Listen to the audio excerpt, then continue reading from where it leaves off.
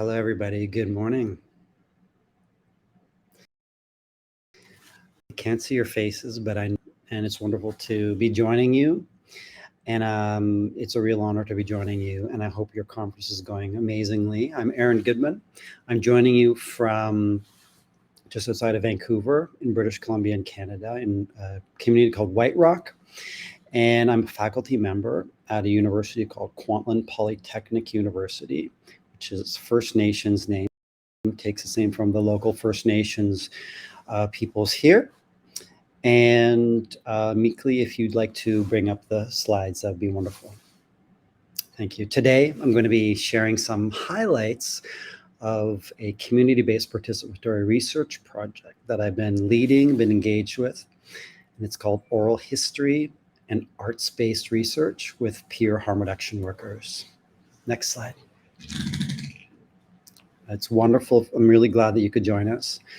And if you have any comments or questions, please put them in the comments or the chat, and we'll leave time for a vivid discussion at the end. I really look forward to hearing from you and sharing some thoughts. This project has taken place. It's an unfolding project that takes place in British Columbia, on the west coast of Canada, which is home to many, many different First Nations peoples. And I'm grateful to be a guest, to be able to work on this land. Next slide, please. So as I said, this is a work in progress. So you'll see what that means as we go, but it's not a finished project, still very much in process. Next slide, please. I want to thank HRI and for organizing this, particularly for making online participation, attendance, and presentation possible. Accessibility is really important, so thank you so much. I want to thank the university where I teach, KPU, Kwantlen Polytechnic University, for their support. And the funding that I received is called the Chancellor's Chair Award, and the team of students and harm reduction workers who I'm working with, have the privilege of working with, and I'll talk to you more about who they are in a moment. Next slide, please. So this, it's kind of odd that I'm here sharing highlights of this research independently, because I really speak on behalf of a very large team of 10 undergraduate and MA graduates from a number of universities in Canada, from the west coast of British Columbia, Kwantlen Polytechnic University, where I teach, University of Victoria, 2 graduates, Emily Carr, University of Art and Design, and further in central Canada, in the province of Quebec, we have a student from Concordia University. We're collaborating with 10 harm reduction workers across the province of British Columbia. And that's okay, you can carry on meekly. The context for this study is toxic drug supply crisis, and the fact that in Canada, as you know, over 32,000 people have died from drug poisoning since 2016. It's now the leading cause of death, of unnatural death in this province. And 6 or maybe 7 now people are dying every day in this province. Next slide, please. So, as we know, every single death is a policy failure. That's certainly my view, echoing the views of many, and a result of political inaction and a lot of stigmatizing rhetoric. So that's the wider context, part of the context for this project, this unfolding crisis, political inaction, and stigma. Next slide, please. I come from a background in journalism. I have a PhD in communication studies, but I have a lot of years of human rights journalism practice. And so part of my work as a researcher is looking how media represents the toxic drug supply crisis. And I think on the whole, journalists are doing an important job, but there's a long history, as we know, of stigmatizing reporting, the use of stigmatizing language, stigmatizing images. I think it's getting better, but there's still really some problematic journalism that happens that contributes to the stigma. Those journalists who are doing a phenomenal job report that they often face a lot of pressures to report on not only the toxic drug supply crisis, but other issues. So they're spread very thin. And with the economic challenges that journalists and journalism are facing, leads to a lack of coverage in a lot of ways. And as a result, a lot of people who are impacted by this crisis are report feeling stigmatized and silenced. So that's another part of the context that we know. Next slide, please.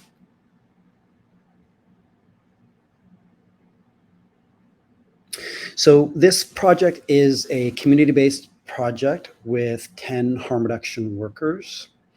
Next slide, please. In the province of British Columbia. And the purpose of the project is to collaboratively create more knowledge to amplify the voices of peers. There was a paper done a couple of years ago in which peers in this province reported 5 core stressors that are probably universally experienced, but certainly among the population who took part in the study. You'll recognize these: financial insecurity, a lack of respect and recognition in the workplace, housing challenges. British Columbia is now one of the most expensive places on the planet to live. It's a housing affordability crisis, along with an inability to access or refer people to resources and the constant exposure to death and trauma. So a lot of stressors. And so this project is an oral history project aimed at amplifying the voices and experiences of peers. Next slide, please. So these are the questions that we as a team are asking as we embarked on this project over a year ago and continue to hold. What would happen if we listened closely over time to a small group of peers?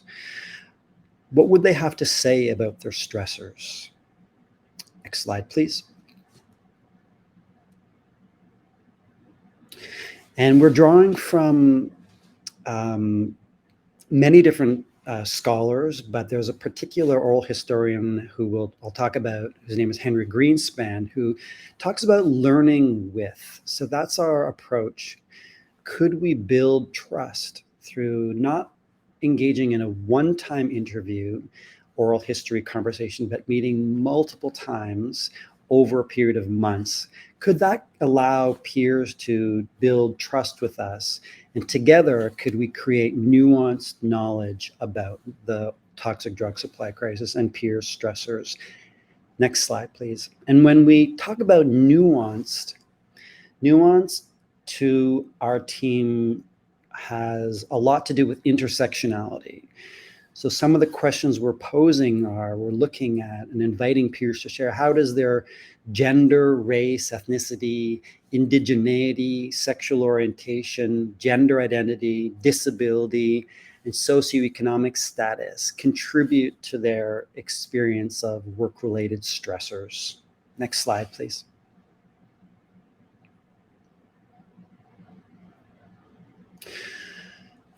Purpose is really to challenge stigma. So could we as a team, as a group, create narratives together that challenge stigma? Could this work inform the public about the role that peers play? And could it be also a political act to call on authorities to do more to prevent further overdose deaths? Next slide, please. And before I share some of more about the foundation and about the project, one other twist is that in our team, we have a number of student researchers who are very skilled in art.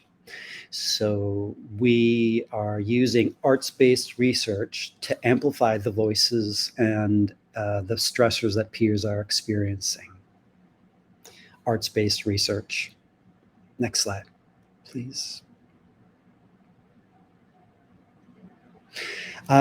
But as I noted, and you'll be familiar with this, is about community-based participatory research. So our intention is to challenge a very long history of journalism and research that has been harmful to people impacted by the toxic drug supply crisis and other marginalized populations. Next slide. And by that, I mean that we really value and prioritize an equitable relationship with the peers, where they're deeply involved in the research process. And this kind of research takes a long time, and it has its challenges. So we'll talk about some of those as well. Next slide, please.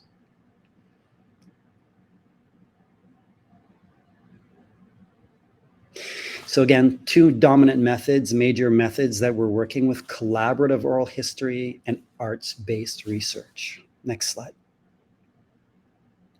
Oral history, I think we know what it is, but I don't have a definition in front of me, but really this is about talking about one's experience as a way of creating a public record of experience, in this case, the stressors that peers are facing. And so here I'll play you an audio clip in a moment, but I talked about Henry Greenspan earlier, who, if you're not familiar with him, he's an oral historian who spent decades building sustained acquaintance with a small group of people who survived the Holocaust. And together, they created collaborative testimony. And so Henry Greenspan talks about learning together and collaborative inquiry. And I'll just play a short clip from Henry Greenspan. I should emphasize that none of my interviews with survivors were part of any kind of therapy or counseling. None of them. Still, one draws on one's training and one's habits, which include this interest in process, how people talk as well as what they say. It also includes the assumption, maybe central for psychologists, that some important communications may take more than one conversation to convey. They may require the opportunity on both sides to think about what's already been said. They may require the trust that hopefully develops within sustained acquaintance. And they may require the experience for both interviewer and interviewee of working specifically with each other, that particular working collaboration. And so for all of these reasons, relying on single testimony interviews, as we usually understand those today, has not been my own method. Right, and it hasn't been our method either. Our method is multiple interviews, getting to know each other, talking a lot, getting to know each other, building trust. Next one, please, McLeod. So I share an image of Auschwitz and a grocery store from the 1950s. Just as an anecdote, one of the people that Henry Greenspan talked with over time was, the narratives are quite unique. So it emphasizes really nuanced personal experience. So if you contrast to the interviews that a group like the Shoah Foundation did, or is continuing to do with people who survived the Holocaust, the stories tend to be kind of similar and formulaic. And for example, what we learn with one of the stories of the people that Henry Greenspan interviewed is that a lot of the challenges that this individual faced were after the Holocaust, when they moved to the States, and his in-laws said, you can't practice your religion, and they made him work in their grocery store under slave conditions and very oppressive. So that's not typically a story we hear about, but it's really informative. Next slide, please.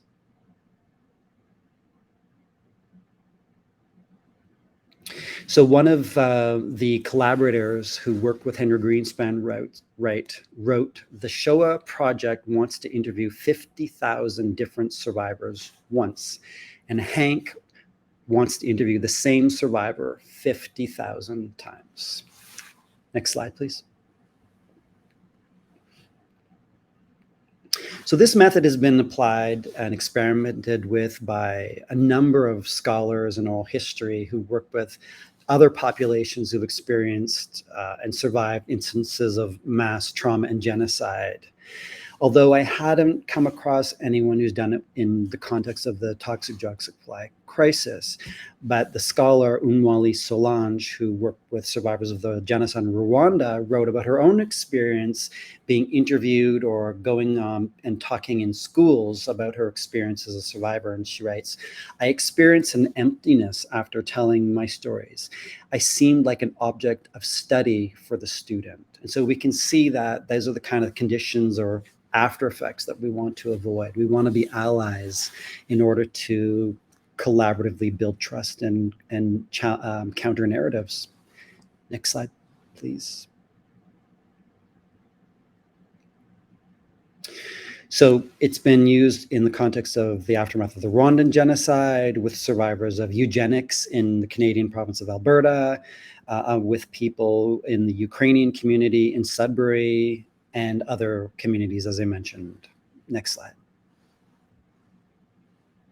So arts-based research is not really my area of expertise, but we have some students, researchers who are, written their MA theses, created use arts-based research. And so they bring a lot of skills and expertise, but essentially it involves research creation and collaborative processes and visual witnessing. And what we know about research creation is that we're making stuff. We're not only talking, we're making stuff. We're making things, we're making art, not just to make beautiful things, although the art that they make is certainly beautiful, but the purpose isn't to create beautiful things. It's more of a process. It's more what we learn through the process. It's the dialogue. So we create art, we invite, the students are creating art, they're sharing it with peers based that reflect themes that are shared in these oral history interviews, inviting them to talk about, well, how do you want to be represented?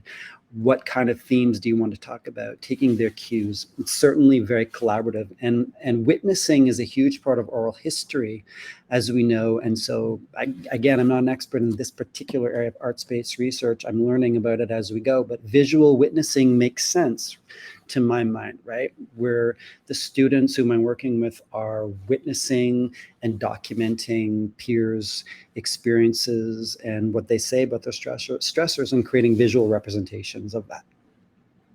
Next one, please.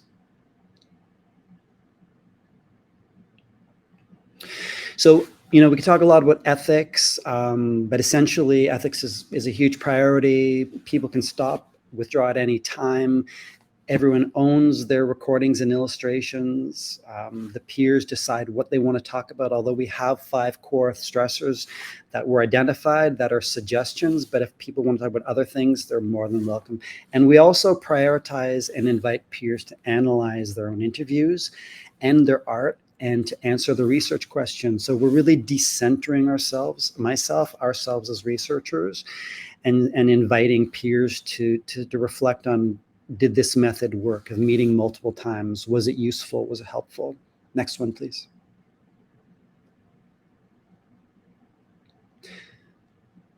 So I want to, invite as much time. I think we're going to go over a little bit. So I really invite you to stay on for about 5 minutes after the half hour, but so we can have some time to discuss. But I'm going to wrap up in the coming minutes, so we have as much time as possible to talk. But I want to talk a little bit about the student contributions.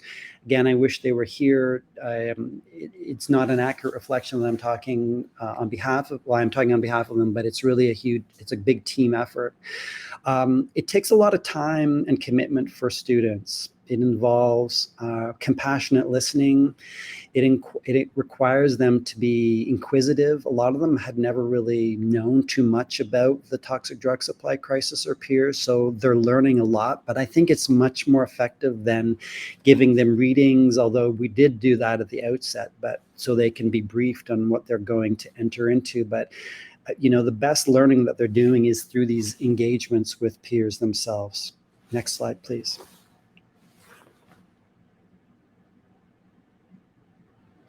There are always challenges with this kind of research. Some of them are, for the students, I think, above all, they report is that it's not predictable. Because of the nature of peers' work and their lives, a lot of times peers don't show up one day, they will the next, or they go weeks without communicating. And that can be really unnerving for people who haven't done this kind of research. One of the students working on the project shared that they're more used to going to the library and taking a book off the shelf and putting a bookmark in and knowing what page to go back to. But this research doesn't work like that. As the principal investigator, and I'm learning more that I need to learn more about trauma-informed research. And when we learn, as we have in this case, that some of the participants are identified as neurodivergent, I don't have particular training in these areas, although I've worked in, as a qualitative researcher with people impacted by the overdose crisis for almost a decade, and, long history of human rights journalism. But, there's more work for me to do and to share with our team to learn about what does it really mean to engage in trauma-informed research. Please move on to the next. So I'll share a short video. It's just about a minute, and it reflects, you see on the right-hand side, the woman in the middle and the man are two students on the research team. And the woman on the right is one of our peer collaborators. And I will share actually, I'll invite Meekly to share the video if possible, or actually, I'll just play the audio. I ever saw die at my first hand. The first person I ever saw die at my first hand. Was called to a panic alarm on the 3rd floor, and we dragged this guy out of his room into the hallway, and it was blue and purple and pretty stiff. Started overdose response. Multiple shots of Narcan, oxygen right away. This was before COVID, thank God. When we start oxygen and they're completely unresponsive, we put on the AED. So we cut open his shirt, put on the AED. It instructed us to start compressions, that there was no pulse. And between me and my best friend at work, my coworker at that time, we alternated 3 minutes of CPR compressions for, I think, about 12 minutes before paramedics got there, unfortunately. It is absolutely exhausting to do real life CPR. I'll tell you that. I felt it in my body for about 2 to 3 days later, in my shoulders and my back. And that was hard too, because he had died. I was physically feeling in my body my efforts to try to save his life. So that was hard. I'm not crying, it's just orange. Literally an orange in my eye. Yeah, so I share the clip with you because it's probably not something that, a peer would just tell a reporter or a researcher in a one-time interview. I think it's the building of the trust that allows for the deep communication. And we'll move to the next one.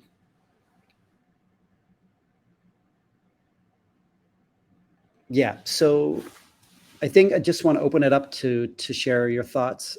This is just there are some other audio clips that I won't play, but you can see just 2 samples of the art that the student researchers are making. And ultimately, and next one, please, we're going to share the narratives as a podcast, and the images will accompany the audio narratives on a website. And so the next steps will be the peers will be reflecting on the research questions. Was it worth it? Did it allow them to build trust and create counter narratives, challenge stigma? And next slide, please. And to reflect on their own narratives, So another example of the art that we're making. So that's really what this project is about. Thank you so much for listening. And it would be, if you have any questions or thoughts, comments, thank you. You can go to the last slide, please, Nick.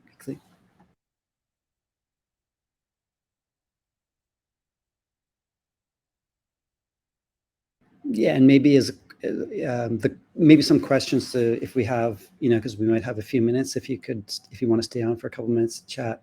Do you think this method is something you could replicate? Do you think there would be any benefits, and what kind of resources do you think you would need? Anything at all? I'd be happy to talk with you.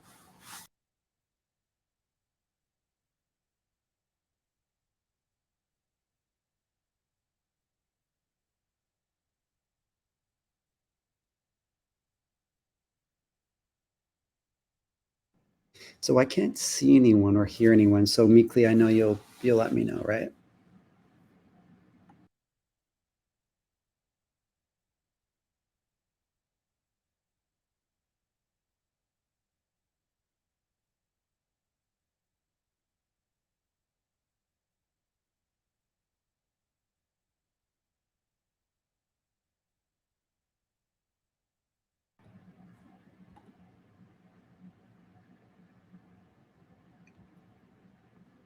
anything at all? There's got to be something on your mind.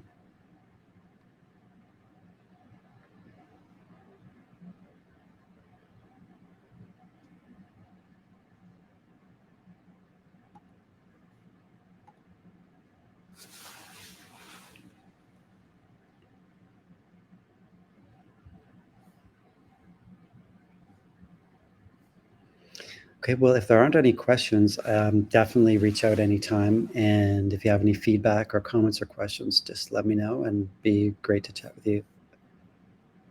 Sit and think, of course. Oh, there's Anita has a question. I just want to drop a question. Do you also publicize the artwork to the public, and how is it? So yeah, we're going to share, we will seek consent from the participants, from the peers, to share their audio narratives and the artwork. And we'll be sharing that online.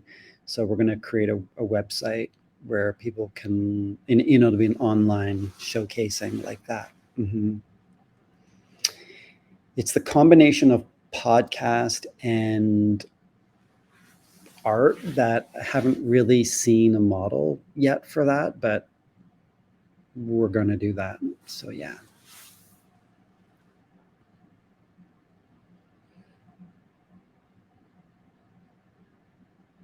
Okay, well, thank you everybody for coming out to this talk. I hope you enjoy the rest of the conference.